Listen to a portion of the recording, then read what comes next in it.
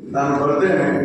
ಬಂದಾಗ ಬಹುತೇಕ ಈಗ ಏನ್ ನಮ್ಮ ಅಧಿಕಾರಿಗಳು ಉತ್ತರ ಕೊಟ್ಟಿದ್ದಾರೆ ಅದು ನನಗೆ ಅಷ್ಟು ಸ್ಪಷ್ಟವಾಗಿ ನನಗೆ ತೃಪ್ತಿದಾಯಕ ತಂದಿಲ್ಲ. ಆದ್ರೆ ಅವ್ರು ಇನ್ಎಫಿಷಿಯಂಟ್ ಆಫೀಸರ್ಸ್ ಅಂತ ನಾನು ಹೇಳಲಿಕ್ಕೆ ಇಚ್ಛೆ ಪಡೋದಿಲ್ಲ. ಬಟ್ ಪ್ರಾಥಮಿಕ ಇದರಲ್ಲಿ ಅವರು ನನಗೆ ಸ್ಯಾಟಿಸ್ಫ್ಯಾಕ್ಟರಿ ಇಲ್ಲ ಅವ್ರ ಬಗ್ಗೆ. ಸಮ್ ಅಧಿಕಾರಿಗಳು ಅಗ್ರಿಕಲ್ಚರ್ ಇರ್ಬೋದು, ಹಾರ್ಟಿಕಲ್ಚರ್ ಇರ್ಬೋದು, and duty failure of the ಜಿಲ್ಲಾ ಪಂಚಾಯತ್ ಇರ್ಬೋದು, ನನಗೆ ಅಷ್ಟು ತೃಪ್ತಿಯನ್ನ ತಂದಿಲ್ಲ. ಯಾಕಂದ್ರೆ ಇಲ್ಲಿ ಒಂದು ಸ್ವಲ್ಪ ಮೈಗಳನ್ನ ಇರ್ತದೆ ಎಲ್ಲರಿಗೂ. ಮೈಲ್ಡ್ ವಾರ್ನಿಂಗ್ ಅಥವಾ serious suggestion and mild warning ಕೊಟ್ಟಿದ್ದೇವೆ. ಇದನ್ನು ಟಾಲರೇಟ್ ಮಾಡೋದಿಲ್ಲ ನೆಕ್ಸ್ಟ್ ಇದರಲ್ಲಿ. ಅವರು ಅಧಿಕಾರಿಗಳು ಮುಂದಿನ ವಾರವೇ ಎಚ್ಚೆತ್ತುಕೊಂಡು ತಮ್ಮ ಡ್ಯೂಟಿಯನ್ನ ಸರಿಯಾಗಿ ಮಾಡ್ತಾರೆ. ಮತ್ತು ಜಿಲ್ಲಾಧಿಕಾರಿಗಳಿಗೆ ನಾನು ಹೆಚ್ಚಿನ ಜವಾಬ್ದಾರಿ ಕೊಡ್ತೀನಿ. ಯಾಕಂದ್ರೆ district commissioner is responsible person, ಅವರು ರೆಸ್ಪಾನ್ಸಿಬಲ್ ಪರ್ಸನ್ ಇದ್ದಾರೆ. ಹೀಗಾಗಿ ಅವರು ಇದನ್ನೆಲ್ಲ ಸರಿಯಾಗಿ ತಮ್ಮ ಅಧಿಕಾರಿಗಳಿಗೆ ನಿರ್ವಹಣೆ ಮಾಡ್ತಾರೆ ಅಂತ ಹೇಳಿ ನಾನು ತಿಳ್ಕೊಂಡಿದ್ದೇನೆ. ಅದಕ್ಕೆ ಎಂಡಿಂಗ್ ನೋಟ್ ನನಗೆ ಇವತ್ತು ಪ್ರಾಥಮಿಕ ವರದಿ ಎಲ್ಲರೂ ಸಿಕ್ಕಿದೆ. ಏನೇನು ಮಾಡಬೇಕಂತ ಅದ್ರ ಬಗ್ಗೆ ಸರ್ಕಾರಕ್ಕೆ ವರದಿಯನ್ನು ಕೊಡ್ತೇವೆ ಈ ಎಲ್ಲ ವಿಚಾರದಲ್ಲಿ. ಮತ್ತು ನಾಳೆ ನಾಡ್ದು ಫೀಲ್ಡ್ ಅಂದ್ರೆ ತಾಲೂಕು ವೈಸ್ ನೋಡಿಕೊಂಡು ನಾನು 15 ತಾರೀಕು ಅಷ್ಟರೊಳಗೆ ರಿಪೋರ್ಟ್ ರೆಡಿ ಮಾಡಿ ಕಳಿಸ್ತಾರೆ DC ಅವರು. ಅದರ ಬಗ್ಗೆ ಮುಂದಿನ ಕ್ರಮಗಳನ್ನು ಏನೇನು ತೆಗೆದುಕೊಂಡು ಬರಪೀಡಿತ ಪ್ರದೇಶಕ್ಕೆ ಬರಪೀಡಿತ ಪ್ರದೇಶ ಅಂದ್ರೆ ಡಿಕ್ಲೇರ್ ಮಾಡೋ ವಿಚಾರ ಇರ್ಬೋದು, ರೈತರಿಗೆ ಪರಿಹಾರ ಕೊಡುವಂತ ವಿಚಾರ ಇರ್ಬೋದು, ಕುಡಿಯುವ ನೀರಿನ ವಿಚಾರ ಇರ್ಬೋದು, ಮಾನವ ಉದ್ಯೋಗಗಳನ್ನು ಸೃಷ್ಟಿ ಮಾಡುವಂತ ವಿಚಾರ ಇರ್ಬೋದು, ಈ ಎಲ್ಲ ವಿಚಾರಗಳ ಬಗ್ಗೆ ಸೂಕ್ತವಾದ ತೀರ್ಮಾನವನ್ನ ಮುಂದಿನ ವಾರಗಳಲ್ಲಿ ಇದನ್ನ ಸೀರಿಯಸ್ ಆಗಿ ತೆಗೆದುಕೊಳ್ಳುವಂತ ಕೆಲಸವನ್ನ ಸರ್ಕಾರ ಮಾಡ್ತದೆ ಹೇಳಿ ಸ್ಪಷ್ಟವಾಗಿ ನಾನು ಪತ್ರಿಕೆಗೆ ಹೇಳ್ತೇನೆ. ಈಗ ರೈತರ ಪ್ರಕಾರ ನಾವು ಬೇರೆ ಬೇರೆ ಆನ್ಸರ್ ನೋಡಿ. ಈಗ ಐ ನೋ ಹೇಳಿದ್ದು ಸರಿ ಇದೆ, ಅದಕ್ಕೆ ನಾನು ಹೇಳಿದೆ. ಇದು ನನ್ನ ಮೊದಲನೇ ಸಭೆ. ನಾನು ತಿಳ್ಕೊಂಡಿದ್ದೇನೆ. ಒಂದು ವಾರ ಅವ್ರಿಗೆ ಟೈಮ್ ಕೊಡ್ತೀನಿ ಅಂತ ಹೇಳಿದ್ರು. ಎಲ್ಲರೂ ಫೀಲ್ಡ್ ಹೋಗ್ಬೇಕು ಅಂತ ನಾನೇ ಫೀಲ್ಡ್ ಹೋಗ್ತಾ ಇದ್ದೀನಿ. ನಾನು ಫೀಲ್ಡ್ ಹೋಗ್ತಾ ಇದ್ದೇನೆ. DC ಅವರು ಬರ್ತಾ ಇದ್ದಾರೆ. 3 ದಿವಸ DC ಪ್ರಾರಂಭ ಮಾಡಿದ್ದೇನೆ. ಇನ್ನೊಂದು ವಾರದ ಒಳಗಾಗಿ ಸುಧಾರಣೆ ಮಾಡ್ಕೋಬೇಕು. ಅವರು ಸುಧಾರಣೆ ಮಾಡ್ಕೊಂಡಿದ್ರೆ ನೆಕ್ಸ್ಟ್ ವೀಕ್ ಮೇಬಿ 1 day ನಾನು ಹೇಳ್ತೇನೆ. 1 day I am sitting here to review ಮಾಡಿದಾಗ ಯಾರು ಅಧಿಕಾರಿಗಳು ಸರಿಯಾಗಿ ಮಾಡಿಲ್ಲಾದ್ರೆ ಖಂಡಿತವಾಗಿ ಅವ್ರ ಮೇಲೆ ಸರ್ಕಾರ ಆಕ್ಷನ್ ತೆಗೆದುಕೊಳ್ಬೇಕಂತ ರೆಕಮೆಂಡ್ ಮಾಡ್ತೇವೆ. Will take disciplinary action against the concern officers. ಅದಕ್ಕೆ ನಮಗೆ ಸ್ವಲ್ಪ ಪತ್ರಿಕೆಗಳು ಏನಂದ್ರೆ ಇದು ಪ್ರಾರಂಭದ ದಿನ ಆಗಿದ್ರೆ ನನಗೂ ಲಿಟಲ್ ಬಿಟ್ ಆಗಿ ಅಲ್ಲ. ಅದಕ್ಕೆ ಸ್ವಲ್ಪ next week I think will speak more about this. Thank you. Sir Gadag ಜಿಲ್ಲೆಯಲ್ಲಿ ಬೆಳೆ ವಿಮೆ ಸಂಬಂಧಪಟ್ಟ ಹಾಗೆ ಹಿಂದಿನ ಬಗ್ಗೆ ಏನಾದರೂ ವಿಶೇಷ ನಾನು ಹೇಳ್ತೀನಲ್ಲ ನೋಡಿ, ಯು ಡೋಂಟ್ ಮೈಂಡ್. ಸುಮ್ಮನೆ ನಾನು ಯಾವುದೇ ಹೇಳಿಕೆಯನ್ನು ಹೇಳಿದ್ರೆ ನೋಡಲ್ಲ. ನಿಮ್ಮ ಕ್ವಶನ್ಸ್ ಅಪ್ರಿಷಿಯೇಟ್ ಮಾಡ್ತೇನೆ. ನಾನು ಪ್ರಾಥಮಿಕ ಹಂತದ ವಿಚಾರಗಳನ್ನ ಇವತ್ತು ತಿಳ್ಕೊಂಡಿದ್ದೇನೆ. Next in my next visit I will more ಇನ್ನೂ ನಿಮ್ಮ ಕ್ಲಾರಿಟಿ ಕೊಡ್ತೇನೆ. ಯಾಕಂದ್ರೆ ನಾನು ಸುಮ್ಮನೆ ಈಗ ಆನ್ಸರ್ ಕೊಡೋದ್ರೆ ಹೆಂಗಾಗ್ತದೆ. Kindly understand me. ಇದು ಫಸ್ಟ್ ಸಭೆ. ನೀವು ಎದುರಿಗೆ ನೋಡಿದ್ದೀರಿ. ನಾನೇನು ವಾರ್ನಿಂಗ್ ಕೊಟ್ಟಿದ್ದೇನೆ, ಏನೇನು ಹೇಳಿದ್ದೇನೆ. ಈಗ ಏನಾಗಿದೆ, ಸಿಂಕ್ರನೈಸ್ ಆಗಬೇಕಾಗಿದೆ ನಮ್ಮ ಅಧಿಕಾರಿಗಳ ನಡುವೆ ಒಂದು ಮಧ್ಯ ಅಂತ. ನೆಕ್ಸ್ಟ್ ವೀಕ್ ನಾನು ಮಾಡುವಾಗ I will answer all the questions.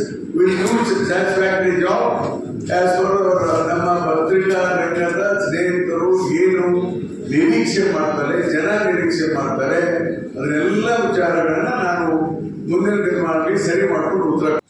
ಈಗ ಜಿಲ್ಲಾಧಿಕಾರಿಗಳು ಹೇಳಿದ ಪ್ರಕಾರ ಈ ಜೂನ್ 1ರಿಂದ ಆಗಸ್ಟ್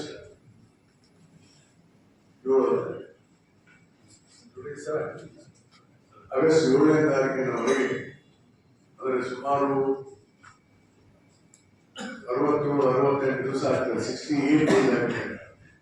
ಜೂನ್ 30, 30, ಜುಲೈ 31, 61, 68 ದಿವಸ. 68 ದಿವಸದಲ್ಲಿ ಮಳೆ ಬರುವ ವೇತನವನ್ನ ಅಧಿಕಾರಿಗಳು ಕೊಟ್ಟಿದ್ದಾರೆ. ಆಸ್ ಎ ಡಿಸ್ಟ್ರಿಕ್ಟ್ ಅವರೇಜ್ ವಾಡಿಕೆ ಮಳೆಗೆ ಏನು ಹಾಕಬೇಕು ಅದಕ್ಕೆ 31% ಮೈನಸ್ ಇದೆ. 31% minus for the district as on today 68 ಇದೆ. ಅಂದ್ರೆ ಇಡೀ ಜಿಲ್ಲೆ NDRF national disaster response fund ಏನೊಂದು ನಿಯಮಾವಳಿಗಳಿದೆ, ಆ ನಿಯಮಾವಳಿ ಪ್ರಕಾರ ಇಡೀ ಜಿಲ್ಲೆ ಬರ ಪೀಡಿತ ಪ್ರದೇಶ ಅಂತ ಮಾಡುವಂತ ನಾಮ್ಸ್ ಅಲ್ಲಿ ಬರ್ತದೆ.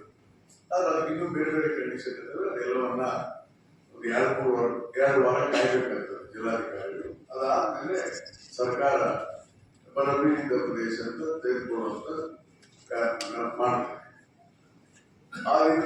ಡಿಸ್ಟ್ರಿಕ್ಟ್ ಆದ್ರೆ ಪ್ರತಿ ಜಿಲ್ಲೆಯಲ್ಲಿ ನಾವು ತಾಲೂಕಾ ತೆಗೆದುಕೊಂಡು ಯಾವ್ಯಾವ ತಾಲೂಕಾ ಬರಪೀಡಿತ ಪ್ರದೇಶ ಅಂತ ಡಿಕ್ಲೇರ್ ಮಾಡೋದು ನಮ್ಮ ನಿಯಮಾವಳಿಯಲ್ಲಿ. ಡಿಸ್ಟ್ರಿಕ್ಟ್ ಮಾಡೋದಿಲ್ಲ, ತಾಲೂಕು ವೈಸ್ ಮಾಡ್ತಾರೆ. ತಾಲೂಕಾ ವೈಸ್ ಮಾಡುವಂತ ಸಂದರ್ಭದಲ್ಲಿ ನರಗುಂದ ತಾಲೂಕಾ ಮಾತ್ರ ಎವರೇಜ್ ಮಳೆ ಅಂದ್ರೆ ವಾಡಿಕೆ ಮಳೆಗಿಂತ ಈ 68 ದಿವಸದಲ್ಲಿ 18% ಅಬೋವ್ ಅಂದ್ರೆ ಹೆಚ್ಚಿಗಾಗಿ ವಾಡಿಕೆ ಮಳೆ ಎಷ್ಟಾಗಬೇಕು ಹೇಳಿ ಅದಕ್ಕಿಂತ 18% ನರಗುಂದ ಜಾಸ್ತಿ ಆಗಿದೆ. ಅದು ಕೂಡ ಈ ವಾರದಲ್ಲಿ ಮಳೆ ಆಗ್ತಿದ್ರೆ ಬೇರೆ ಬೇರೆ ನಿಯಮಾವಳಿಗಳು, ಎಲ್ಲ ನಿಯಮಾವಳಿಗಳನ್ನ ಹೇಳಲಿಕ್ಕಾಗಲ್ಲ. ಆ ನಿಯಮಾವಳಿಗಳನ್ನ ಪರಿಶೀಲನೆ ಮಾಡ್ತಾರೆ ನಮ್ಮ ಜಿಲ್ಲಾಧಿಕಾರಿಗಳು ಮತ್ತು ಸಂಬಂಧಪಟ್ಟಂತ ಅಧಿಕಾರಿಗಳು. ಅದನ್ನು ಕೂಡ ನಿಯಮಾವಳಿಯಲ್ಲಿ ಬಂದ್ರೆ ನರಗುಂದನ್ನು ಮಾಡಲಿಕ್ಕೆ ಸಾಧ್ಯತೆಗಳಾಗ್ತದೆ. ಆಸ್ ಆನ್ ನೌ ನಮಗೆ ಅತಿ ಹೆಚ್ಚು ಅಂದ್ರೆ ಮಳೆ ಕಡಿಮೆ ವಾಡಿಕೆ ಆಗಿರೋದು -47 ಅಂದ್ರೆ ವಾಡಿಕೆ ಮಳೆಗಿಂತ 47% ಕಡಿಮೆ ಆಗಿದೆ. ಆಲ್ಮೋಸ್ಟ್ 50% ಇದ್ದಾಗ ಅರ್ಧ ಮಳೆ ಕಮ್ಮಿ. ಅದನ್ನು ಬಿಟ್ಟರೆ ಗದಗ ತಾಲೂಕು 43%, 43% ಗದಗ ತಾಲೂಕು ಕಡಿಮೆ ಆಗಿದೆ. ಇನ್ನು ಉಳಿದಂತೆ ಸಿರಂಟಿ 27%, ಲಕ್ಷ್ಮೇಶ್ವರ 18% ಮತ್ತು ಮುಂಡರಗಿ 33% ಮೈನಸ್. ಇವೆಲ್ಲ ಹೇಳ್ತಾರೆ ನಾನು, ಆಲ್ ಮೈನಸ್ ಇದೆ. ಹೀಗಾಗಿ ಇದರ ವರದಿಯನ್ನ ಜಿಲ್ಲಾಧಿಕಾರಿಗಳು ತಕ್ಷಣವೇ ರಾಜ್ಯ ಸರ್ಕಾರಕ್ಕೆ ಏನೇನು ನೀವು ಮಾಡಿದ್ರೆ ಅದು ಕಳಿಸಿಕೊಟ್ರೆ ನಾವು ಇದನ್ನ ಮುಖ್ಯಮಂತ್ರಿಗಳ ಗಮನಕ್ಕೆ ಮತ್ತು ಸಂಬಂಧಪಟ್ಟ ಉಪಮುಖ್ಯಮಂತ್ರಿಗಳು ರೆವಿನ್ಯೂ ಮಿನಿಸ್ಟರ್ ಗಮನಕ್ಕೆ ಈ ಸಭೆಯ ನಡವಳಿಕೆಗಳನ್ನ ವಿಚಾರಗಳನ್ನ ತಂದು ಗದಗ ಜಿಲ್ಲೆಯಲ್ಲಿ ಯಾವ್ಯಾವ ತಾಲೂಕರ ಬರಪೀಡಿತ ಪ್ರದೇಶ ಆಗಬೇಕು, ಕೇಂದ್ರ ಸರ್ಕಾರದ ನ್ಯಾಷನಲ್ ಡಿಸಾಸ್ಟರ್ ರೆಸ್ಪಾನ್ಸ್ ಪ್ರಕಾರ ಡಿಕ್ಲೇರ್ ಮಾಡಲಿಕ್ಕೆ ಸಾಧ್ಯತೆ ಇದೆ. ಅದನ್ನ ಈ ವಾರದ 15 ದಿವಸದಲ್ಲಿ ಮಾಡಿಸಿಕೊಳ್ಳುವಂತ ಕೆಲಸವನ್ನ ಮಾಡ್ತೇವೆ. ಇನ್ನು ಎರಡನೇದಾಗಿ ಗದಗ ಜಿಲ್ಲೆಯಲ್ಲಿ ಬಿತ್ತನೆ ಪ್ರಮಾಣ ಎಷ್ಟಾಗಿದೆ, ಆ ಬಿತ್ತನೆ ಆದಿದ್ದಕ್ಕೆ ಈ ಪ್ರಧಾನಮಂತ್ರಿ ವಿಮಾ ಫಸಲ್ ಯೋಜನೆ ಇದೆ. ಆ ಯೋಜನೆಯಲ್ಲಿ ನಿಮ್ಮ ಜಿಲ್ಲೆಯಲ್ಲಿ over 75% of the people details ಬೇಕಾದ್ರೆ ಪ್ಲಸ್ ಕೊಡ್ತೀವಿ ಅವಶ್ಯಕತೆ ಇದೆ. ಎಲ್ಲರೂ ಎಷ್ಟು ಇದೆ ಅಂತ ಹೇಳಿ ಡೀಟೇಲ್ ಕೊಡಿ. ಓವರ್ 75% ಆಫ್ ದ ಪೀಪಲ್ ವಿಮೆ ತುಂಬಿದ್ದಾರೆ. ಅವ್ರಿಗೆ ಎಷ್ಟಾಗುತ್ತೆ ವಿಮಾ? 80% ಕ್ರಾಪ್ ಡೆಲಿವರ್ ಅಂತ ಹೇಳಿ ನಮ್ಮ joint director agriculture over 80%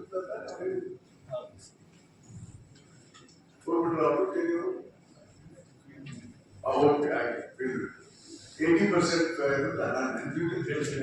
wrong 80% ಅಂತ ಹೇಳಿದ್ದಾರೆ. ಹೀಗಾಗಿ ಹೆಚ್ಚಿನ ಮೊತ್ತ ಪ್ರಧಾನಮಂತ್ರಿ ವಿಮಾ ಫಸಲ್ ಯೋಜನೆಯಲ್ಲಿ ಬರುತ್ತೆ. ಇದು ಪ್ರಧಾನಮಂತ್ರಿ ಕೂಡ ಕೇಂದ್ರ ಸರ್ಕಾರ ಕೊಟ್ಬಿಟ್ಟೆ ರಾಜ್ಯ ಸರ್ಕಾರ ಯಾಕೆ ಕೊಟ್ಟಿಲ್ಲ ಅಂತ ಚಂದ್ರಲ್ಲ ಮಾಡಿ ಅವರು ಕೇಳಬಾರ್ದು. ಅಂದ್ರೆ ಚಂದ್ರಲ್ಲ ಮಾಡಿ ನೀವಲ್ಲ, ಇದರಲ್ಲಿ ರಾಜ್ಯ ಸರ್ಕಾರ 50% ಹಣ ಇದೆ. ನಿಮ್ಮ ಮಾಹಿತಿಗಾಗಿ ಹೇಳ್ತೀವಿ. ಏನ್ ನಾಳೆ ಹಣ ಕೊಡ್ತೇವೆ, ಆ ಹಣದಲ್ಲಿ 50% ರಾಜ್ಯ ಸರ್ಕಾರ, ಕರ್ನಾಟಕ ರಾಜ್ಯ ಸರ್ಕಾರ ಹಣ ಕೊಡ್ತದೆ. ಹೆಸರು ಪ್ರಧಾನಮಂತ್ರಿ ಇದ್ರು ಕೂಡ 50% ರಾಜ್ಯ ಸರ್ಕಾರ ಹಣ ಇದೆ ಅನ್ನೋದನ್ನ ತಮ್ಮ ಗಮನಕ್ಕೆ ತರ್ತೇವೆ. ಇನ್ನು ವಿಮಾ ಇಳಿಸದೇ ಇರುವಂತ ರೈತರು ಕೆಲವರು ಇದ್ದಾರೆ. ಅವ್ರಿಗೆ 2.5 ಎಕರೆಗೆ 8,500 ರೂಪಾಯಿ 8,500 ಕೊಡಬೇಕು ಅನ್ನೋದು SDRF ನಾಮ್ಸ್ ಅಂದ್ರೆ ಸ್ಟೇಟ್ ಡಿಸಾಸ್ಟರ್ ರೆಸ್ಪಾನ್ಸ್ ಫಂಡ್ ಪ್ರಕಾರ ಕೊಡಬೇಕು. 443 ಆಯ್ತು ಲೆಕ್ಕ ಮಾಡಿದ್ರು 4 acre 8,500 divided by ಇದು ಮಾಡಿದ್ರೆ 400 something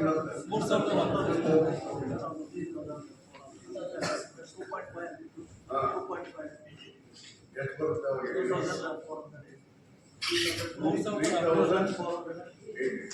ಪ್ರತಿ ಎಕರೆಗೆ 3,418 ರೂಪಾಯಿ ನಿಯಮಾವಳಿ ಪ್ರಕಾರ ಬರ್ತದೆ.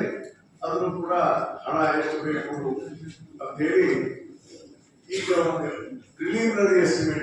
ಪ್ರಿಲಿಮಿನರಿ ಎಸ್ಟಿಮೇಟ್ ಮಾಡಲಾಗಿ 166 ಕೋಟಿ ಇಫ್ ಐ ಆಮ್ ರೈಟ್ 166 ಅಂದ್ರೆ 164 crores ಅಂದ್ರೆ 164 ಕೋಟಿ ತೋಟಗಾರಿಕೆ ಬೆಳೆ ಮತ್ತು ಅಗ್ರಿಕಲ್ಚರ್ ವ್ಯವಸಾಯ ಬೆಳೆ 126 ಕೋಟಿ 87 ಲಕ್ಷ ಅಲ್ಲ ಒಂದು 27 ಕೋಟಿ ಅದೇ ಒಟ್ಟಾರೆ 2 ಸೇರಿ 166 ಕೋಟಿ ಅಂದಾಜು ರೌಂಡ್ ಹಣ ಬೇಕು ಅಂತ ಹೇಳಿದ್ದಾರೆ. ಅದನ್ನು SDRF ನಿಂದ ಕೊಡ್ಲಿಕ್ಕೆ ರಾಜ್ಯ ಸರ್ಕಾರಕ್ಕೆ ಶಿಫಾರಸನ್ನ ಜಿಲ್ಲಾಧಿಕಾರಿಗಳು ಮಾಡ್ತಾರೆ. ಇನ್ನು ಸ್ವಲ್ಪ ನಾಮ್ಸ್ ಇದಾವೆ, ಕೆಲವು ಇದನ್ನೆಲ್ಲ ತಿಳ್ಕೊಂಡು ಮಾಡುವಂತ ಕೆಲಸ ಮಾಡ್ತೇವೆ. ಒಂದು 134 ಕೋಟಿ ಅಗ್ರಿಕಲ್ಚರ್ ಬೇಕು, ಸುಮಾರು 28 ಕೋಟಿ ರೌಂಡ್ ಆಫ್ ಮಾಡ್ತಾ ಇದ್ದೀವಿ. 28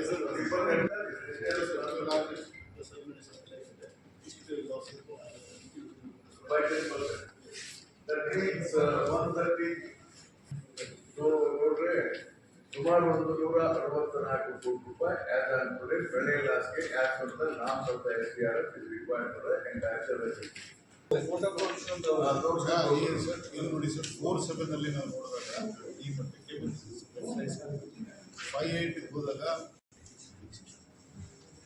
ಇದು ನೋಡಿ ಸರ್, ಇದು ಸ್ವಲ್ಪ ನೀರು ಸಿಕ್ಕಿತ್ತು ಅಂತ ಚಿಗುರಿತ ಗೊತ್ತಾಯ್ತು. ದಿಸ್ ಇಸ್ ಒನ್ ಬಿದ್ದೇ ಇಲ್ಲ, ಅವನು ಅರ್ಬಿಟ್ಟಿದ್ದಾನೆ ಸರ್, ಬೆಳೆ ಬರೋದಿಲ್ಲ ಅಂತ ಹೇಳಿದ್ರೆ ದಿಸ್ ಫ್ಲೋಟ್.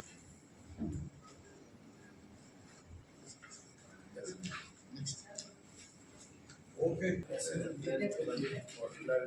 ಈಗ can we shift to WhatsApp?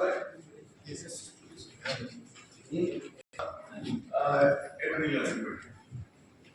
Hopefully by tomorrow we'll be all right.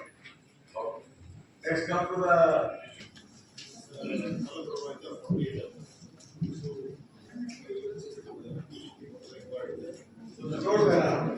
ಇವತ್ತಿಗೆ ನೀರು ಏನು ಮಾಡಿದ್ದಾರೆ.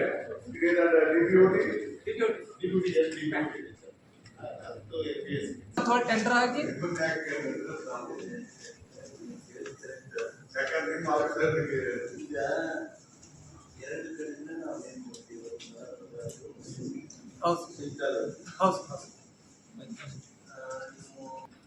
ಸೋಷಿಯಲ್ ಮೀಡಿಯಾದ ನೀವು ಎಕ್ಸಿಕ್ಯೂಟಿವ್ ಇಂಜಿನಿಯರ್ ನಮ್ಮ DPU 4-5 ಸ್ಲಜ್ ಅದು ಹಂಗ ಕೂತದ. ಅದನ್ನ ಯಾವಾಗ ನಮ್ಮ ಗಮನಕ್ಕೆ ಬಂತು ಅಂದ್ರೆ ನಾವ್ಯಾರು ಎಲ್ಲ ನೋಡ್ಕೊಂಡು ವಿಸಿಟ್ ಮಾಡ್ರಂತ ನಾವು ಹೋಗಿದ್ವಿ. ಹೋದ್ಮೇಲೆ ಸರ್ ಸಾಹೇಬ್ ಹೇಳಿದ್ಮೇಲೆ ನಾವು ವಿಸಿಟ್ ಮಾಡಿದ್ದೇನೆ ಸರ್. ನಮ್ಮ AW ಕಳಿಸಿದ್ವಿ. ಒಂದು ಸಬ್ಮಿಷನ್ ಅಂದ್ರೆ ಏನ್ ಸರ್, ಅದು ಸ್ಲಚ್ ಅಂತ ತಾವು ಹೇಳ್ತಾ ಇದ್ರಲ್ಲ ಸರ್, ನಮ್ದು ರಾ ವಾಟರ್ ಬರ್ತಾ ಇದೆ ಅಲ್ಲ ಸರ್, ಅದ ಆ ರಾ ವಾಟರ್ ಬಂದಿದ್ದು ಟ್ರೀಟ್ಮೆಂಟ್ ಗಿಂತ ಬಿಫೋರ್ ಅದು ವಿಡಿಯೋ ಆಗಿತ್ತು ಸರ್. ಅದು ನಮ್ದು ಪ್ಯೂರ್ ವಾಟರ್ ಆದ್ಮೇಲೆ ನಾವು ಟ್ರೀಟ್ಮೆಂಟ್ ಮಾಡಿ with every day including per day test ಮಾಡಿ ಕೊಡ್ತಾ ಇದ್ದೀವಿ ಸರ್. ಅದು ವಿಡಿಯೋ ಇದ್ದಿದ್ದು ಬಿಫೋರ್ ರಾ ವಾಟರ್ ಏನು ನಮ್ದು ಇಂಟೇಕ್ ವೆಲ್ದಿಂದ ಇದನ್ನಾಗಿದೆ ಸರ್. ಬಟ್ ಎವ್ರಿ ಡೇ ನಾವು ಮಾಡ್ತಾ ಇದ್ದೀವಿ ಸರ್ ಕನ್ಫರ್ಮೇಶನ್ ಸಂಬಂಧ. ಮತ್ತೆ ನಾವು ಹೋಗಿದ್ದೀವಿ ಸರ್, ನಮ್ಮ AW ಕಂಟಿನ್ಯೂ ಹೋಗ್ತಾ ಇದ್ದಾರೆ ಸರ್. ನೋಡಿ ನಾನು 4 ಸಲ ಹೋಗಿದ್ದೇನೆ ಸರ್. ಸರ್ ಸ್ಲಜ್ ಎಷ್ಟು ಫೂಟ್ ವರೆಗೆ ಇರಕತ್ತಿಲ್ಲ ಸರ್. ಈಗ ಸ್ಲಜ್ ಅದು ಮಿನಿಮಮ್ ಅಂದ್ರೆ ಅದು ಕಂಟಿನ್ಯೂ ಕ್ಲೀನ್ ಮಾಡ್ಕೊತಿರ್ಬೇಕು ಸರ್. ಈಗ ಟಾಲರೆನ್ಸ್ ಲಿಮಿಟ್ ಏನು? ಅದು 1.5 ಸಮಥಿಂಗ್ ಇದು ಸರ್ 1.5 ಮೀಟರ್ ಯಾ ಸರ್ ಐದು ಫೂಟ್ ಆಗ್ತಲ್ಲ? ಅಲ್ಲ ಸರ್ ಒಂದು ಸಬ್ಮಿಷನ್ ಅಂದ್ರ ಇದನ್ನ ಕ್ಲೀನ್ ಮಾಡ್ಕೊಂಡ್ ನಾವು ಮುಂದಿನ ಇದಕ್ಕ ಹೋಗ್ತಾ ಇದ್ರ ಕಂಟಿನ್ಯೂಷನ್ ಆಗ್ತಾ ಇದೆ ಸರ್. ಅದು ಪ್ಯೂರ್ ವಾಟರ್ದು ನಮ್ ಇದನ್ನ ಆಗಿತ್ತು ಸಾಹೇಬ ಸರ್. ತಪ್ಪಾಗಿದ್ದನ್ನ ಒಪ್ಕೋಬೇಕು ಸರ್. ಎಲ್ಲ ಮಾಡಿ ಅದು ಸ್ಲಜ್ ಎಲ್ಲ ರಿಮೂವ್ ಆಗಿ ಅದು ಏನು ಟಾಲರೆನ್ಸ್ ಲಿಮಿಟ್ ಇರುತ್ತಲ್ಲ 3 ಇಂಚು 2 ಇಂಚು 4 ಇಂಚು ಅದು ಬರುವಂತ ನೀನು ಆಫೀಸಿಗೆ ಸಹಿತ ಬರಬೇಕು. ನಿಮ್ಮ ಡಿ ಸಿ ಅವ್ರಿಗೆ ಏನು ಇನ್ಸ್ಟ್ರಕ್ಷನ್ಸ್ ಕೊಟ್ಟರು ಗೊತ್ತಿಲ್ಲ, ನೀ ಅಲ್ಲೇ ಕ್ಯಾಂಪ್ ಮಾಡೋದು ಕೊಡ್ಬೇಕಾಗಿತ್ತು. ಸರ್ ಮಾಡಿದ ಸರ್ ನಮ್ಮ AWR ಅವ್ರಿಗೆ ನಾವು ಪ್ರಶ್ನೆ ನೀ ಏನ್ ಮಾಡ್ತೀವಿ? ನಾನು ಇಲ್ಲೇ ರೂಲ್ತಿರ್ತೀನಿ. ಅಪ್ಡೇಟ್ ಮಾಡ್ತೀವಿ ಸರ್. ಈಗ ಅದನ್ನ ಕ್ಲೀನ್ ಮಾಡೋದು ಇದನ್ನ ಮಾಡೋದು ಈಗ DBOT ಇದ್ರೊಳಗೆ ಇದೆಯಾ ಅಲ್ಲ DBOT ಮುಂದೋಗಿದೆಯಾ? ಅದಕ್ಕೆ ಕೇಳ್ತಿದ್ದೀನಿ.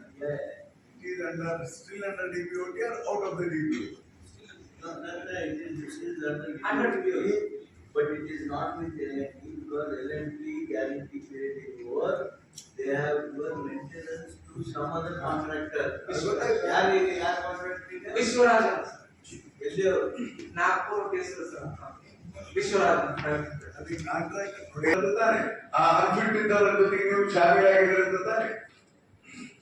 ಮತ್ತೆ ಅದು ಸರಿ ಇಲ್ಲಪ್ಪ ಸ್ಟ್ರೆಸ್ ಅಲ್ಲಿ ಜಮಾ ಆಗಿದೆ ಅಂದ್ರೆ ಅವ್ರಿಗೆ ಸರ್ ಈಗ ನಾವು ಏನ್ ಕಂಟಿನ್ಯೂ ಪ್ಯೂರ್ ವಾಟರ್ ಏರಿಯಾ ರಾ ವಾಟರ್ ಏನ್ ಸ್ವಚ್ಛ ಬಂದಿದೆ ಅಲ್ಲ ಸರ್ ಅದನ್ನ ತಗೊಂಡು ಕ್ಲೀನ್ ಮಾಡ್ಕೋಬೇಕು ಸರ್. ಬಟ್ ಬಿಫೋರ್ ನಾವು ಆಫ್ಟರ್ ದಟ್ ಇನ್ವೆಸ್ಟಿಗೇಷನ್ ಮಾಡ್ತಾ ಇದ್ದೀರಿ ನೀವು. ನನಗೆ ಅರ್ಥ ಆಗಿರ್ಬೇಕ್ರಿ. ಇಲ್ಲಿ ರಾ ವಾಟರ್ ಬರ್ತಾ ಇದೆ. ರಾ ವಾಟರ್ 1.5 ಮೀಟರ್ ಮೇಲೆ ಬಿದ್ದಿದೆ. 1.5 ಮೀಟರ್ ಮೋರ್ ದನ್ 5 ಫೀಟ್ ಆಯ್ತು. ಮತ್ತೆ ಅದನ್ನ ಯಾರು ಕ್ಲೀನ್ ಮಾಡಬೇಕು? ಕ್ಲೀನ್ ಮಾಡುವಂತ ಪ್ರೊವಿಷನ್ ಅನ್ನ ನೀವು ಕಾಂಟ್ರಾಕ್ಟ್ ಅಲ್ಲಿ ಹಾಕೊಂಡಿದ್ದೀರಿಲ್ವೋ? ಕ್ಲೀನ್ ಮಾಡುವಂತ ಪ್ರೊವಿಷನ್ ಕಾಂಟ್ರಾಕ್ಟ್ ಇದರಲ್ಲಿ ಇದೆಯೋ ಇಲ್ಲೋ ಅಂತ ಕ್ವಶನ್ ಕೇಳ್ತಾ ಇರಲಿಲ್ಲ. ಮತ್ತೆ ಇದರಲ್ಲಿ ಯಾಕನ್ನ ಕ್ಲೀನ್ ಮಾಡಲಿಲ್ಲ? ಮತ್ತೆ ಅವ್ರು ಕ್ಲೀನ್ ಮಾಡಲಿಲ್ಲ ಕಾಂಟ್ರಾಕ್ಟ್ ಅಂದ್ರೆ ನೀವೇನ್ ಮಾಡ್ತೀರಿ? ನೋಟಿಸ್ ಕೊಟ್ಟಿದೆ ಅವ್ರಿಗೆ? ಕೊಟ್ಟಿದೆ ಸರ್. ಅವರಿಗೆ 3 ಸಲ ನೋಟಿಸ್ ಕೊಟ್ಟಿದ್ದೀವಿ ಸರ್. ಇಟ್ ಈಸ್ ಆಲ್ಸೋ ನೋಡಿ ಇದನ್ನೆಲ್ಲ ಪ್ರೊಸೀಡಿಂಗ್ಸ್ ಎಲ್ಲ ಆಗಿ ಇಟ್ಸ್ ಆಗಿ ಇವರೆಲ್ಲ ಎಕ್ಸಿಕ್ಯೂಟಿವ್ ಇಂಜಿನಿಯರ್ AWE ಯಾರು ಸ್ಟಾರ್ಟ್ ಅಪ್ AWE ವಾಟ್ಸಪ್ ಆಗಿ ಎಲ್ಲಿಂದ ನೀವೆಲ್ಲಿ ಸರಿ ನೀವು ಮುಂದೋಗಿ ಅಲ್ಲ ಇಲ್ಲಿ ಸಿರಂಟಿ ಗದಗ್ ಲಕ್ಷ್ಮೇಶ್ವರ ಇದು ಇದರಲ್ಲಿ ಬರುತ್ತೆ. ಹೌದ್ರಿ? ದಟ್ ಮೀನ್ಸ್ ನೀವೇನ್ ಮಾಡಿ